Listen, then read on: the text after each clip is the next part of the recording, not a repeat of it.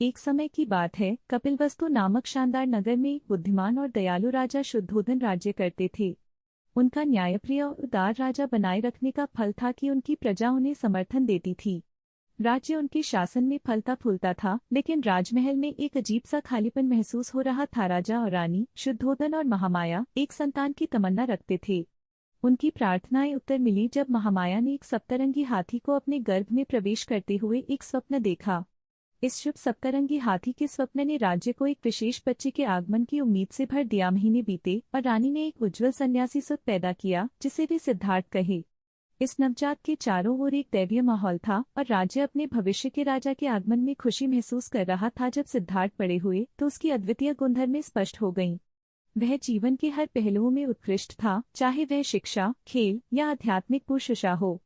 हालांकि उसमें एक अकथित मिलोद्य बाधा थी, जैसे कि वह एक अधिक उच्च तत्व का एहसास करता था। एक दिन सिद्धार्थ ने महल की दीवारों को पार करके जीवन की कठिनाइयों से सामना किया। संयम, बुढ़ापे और मौत का दृश्य उसे प्रभावित कर गया।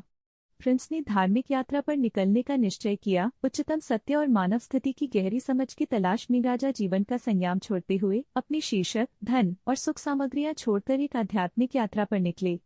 उन्होंने एक आत्मा की उच्च सत्ता की खोज करने का निर्णय किया। बोधि वृक्ष के नीचे सिद्धार्थ ने गहरी ध्यान में प्रवृत्त होकर भटकाव और विघ्नों को पार करते हुए पूरे चंद्रमा रात के दौरान उन्होंने प्रबुद्धता प्राप्त की और बुद्ध बने, जागरूक हुए। कर